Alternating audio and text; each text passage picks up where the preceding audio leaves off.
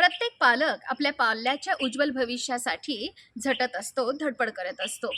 अहोरात्र कष्ट करत असतो. आपल्या प्रयत्नांना यश आलं तर आपण आनंदी होतो. पण जर नाही आलं तर मात्र आपण दुःखी होतो. आपल्याला कळत नाही आपण कुठे चूक केलेली आहे आणि मग त्याच्याबद्दल आपल्याला पश्चाताप होत राहतो. असं का घडतं? कारण आपण जे काही प्रयत्न करत असतो त्याच्यामध्ये अपेक्षा असते. त्याच्यामध्ये सहजता नसते, आनंद नसतो आणि म्हणून आपल्याला अपेक्षाभंगाचं दुःख हे जास्त होत असतं. नमस्कार, मी डॉक्टर संजोत वैद्य, पॅरेंटिंग आणि लाईफ कोच.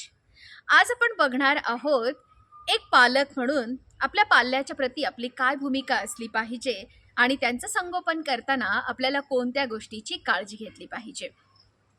ज्यावेळेस आपण पॅरेंटिंग करत असतो, आपल्या मुलाला लहानाचं मोठं करत असतो, त्यावेळेला या पालकत्वामध्ये सहजता हवी, आनंद हवा.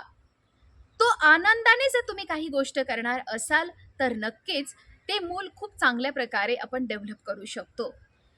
बऱ्याचदा असं घडतं की त्याच्यामध्ये काहीतरी अपेक्षा असते. मी ही गोष्ट करत आहे तर मला असा काहीतरी रिझल्ट मिळाला पाहिजे म्हणून आपली अपेक्षा असते. किंवा कधी-कधी खूप बेफिकिरी पाहायला मिळते की ठीक आहे, मुलांकडे फार लक्ष दिलं नाही तरी चालेल, तसेही ते लहानाचे मोठे होणार आहेत. कधी-कधी असं पाहायला मिळतं की नाही, त्या मुलाला अगदी दिवस आणि रात्र त्या आईचा धाक असतो. आपणही पॅनिक होतो, आपणही बेचैन असतो आणि त्या मुलालाही आपण स्वास्थ्य मिळू देत नाही. या कोणत्याही प्रकारचा अतिताईपणा हा नक्की चुकीचा आहे. त्यामुळे आपण ज्यावेळेस आपलं मूल वाढवत असतो त्यावेळेला आपण काय वागलं पाहिजे? बघा, योग्य वेळेला योग्य कृती ही आपल्याकडनं घडली पाहिजे. योग्य वेळेला त्या बाळाला साथ देणंही आपलंच काम आहे. एक चांगलं प्रेमळ वातावरण निर्माण करून देणंही आपलं काम आहे. तुम्हीही आनंदी राहा, तुम्हीही त्या पालकत्वातला आनंद घ्या आणि त्या मुलालाही आनंदी राहू द्या. बऱ्याचदा त्या मुलांच्या डोक्यावरती अपेक्षांची टांगती तलवार असते. मग कुठे मार्क कमी पडलेले आहेत किंवा कुठे एखाद्या स्पर्धेत भाग घेतलाय, तिथे नंबर मिळाला नाही, तर त्या मुलाला त्या स्पर्धेचा आनंद घेणं दूर, पण मला नंबर कसा मिळेल याचं टेन्शन त्या आईवडिलांकडनं असतं. त्यामुळे एक पालक म्हणून आपली भूमिका आहे की तुमचं मूल हे कालपेक्षा आज कसं चांगलं होईल, बेटर होईल, यासाठी तुम्ही प्रयत्न करा. तुम्ही अजिबातही तुमच्या बाळाची इतरांशी तुलना करू नका. अपेक्षांचं ओझं त्याच्यावरती तुम्ही ठेवू नका. तुमच्या आयुष्यामध्ये जगातलं सगळ्यात अनमोल असं मूल जन्माला आलेलं आहे. एकमेवा द्वितीय ते आहे, युनिक आहे. जगात एवढी लोकसंख्या आहे पण तुमच्या बाळासारखं कोणतंही मूल नाही आहे. कारण तुम्ही स्वतः सुद्धा एकमेवा द्वितीय आहात. तुमच्यासारखी कोणीच व्यक्ती नाही आहे आणि त्यामुळं संगोपन करताना आपल्या बाळातले जे चांगले गुण आहेत, जे जन्मजात कला गुण आहेत, जन्मजात जी त्याची स्ट्रेंथ आहे, जी ताकद आहे, ती अधिकाधिक कशी वाढेल याकडे आईवडिलांनी लक्ष दिलं पाहिजे. एक गोष्ट तुम्हाला सांगते, स्वामी विवेकानंदांची ही गोष्ट आहे. स्वामी विवेकानंदांचं लहानपणीचं नाव नरेंद्र. त्यांचे वडील वकील होते आणि त्यांच्या वडिलांना नेण्यासाठी रोज एक बग्गी यायची. स्वामी विवेकानंदांनी ती बग्गी खूप आवडायची. एकदा अशी सगळी मुलं हॉलमध्ये बसलेली असतात, बैठकीच्या खोलीत बसलेली असतात आणि सहजच त्यांचे वडील त्या सगळ्या मुलांना एक प्रश्न विचारतात की बाळांनो, तुम्हाला मोठं झाल्यानंतर काय व्हायचं आहे?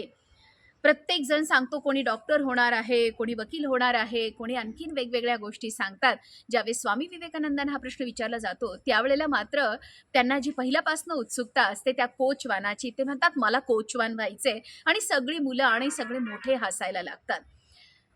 त्या सगळ्या गोष्टी स्वामी विवेकानंदांची जी आई आहे भुवनेश्वरी, त्या बघत असतात.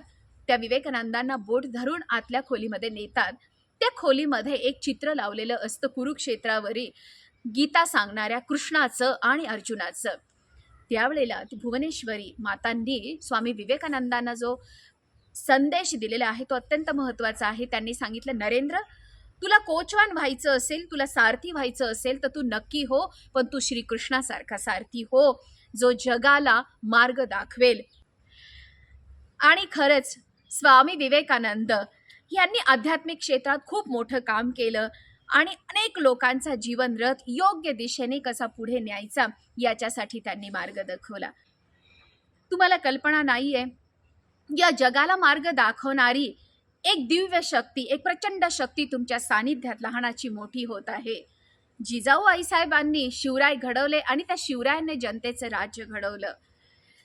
श्यामची आई ह्या पुस्तकात आपण वाचले की छोटासा श्याम आईच्या प्रेमामुळेच, आईच्या शिस्तीमुळे साने गुरुजी बनलेले आहेत. आज नरेंद्र मोदी घडलेले आहेत, आज महात्मा गांधी घडलेले आहेत. हे सगळे त्यांच्या आई वडिलांमुळेच घडलेले आहेत. मला असं वाटतं की तुमचं मूल या जगामध्ये प्रचंड मोठी कामगिरी करू शकते. तो विश्वास तुम्ही त्याला दाखवा. तुम्ही त्याला इतरांसारखं बनवण्याचा प्रयत्न करू नका. तर त्याच्यातले जे काही कलागुण आहेत, त्याच्यातली जी जन्मजात शक्ती आहे, ती अधिकाधिक वृद्धिंगत करण्याचा प्रयत्न करा. आणि मग बघा, एक दिवस तुम्हाला सुद्धा तुमच्या बाळाबद्दल अभिमान वाटल्याशिवाय राहणार नाही. तुम्हाला जर हा व्हिडिओ आवडला असेल तर प्लीज याला लाईक करा. तुमच्या मित्रपरिवाराबरोबर, तुमच्या नातेवाईकांबरोबर याला शेअर करा. अद्याप तुम्ही माझं हे चॅनल सबस्क्राईब केलं नसेल तर ते आज आता या क्षणी सबस्क्राईब करा.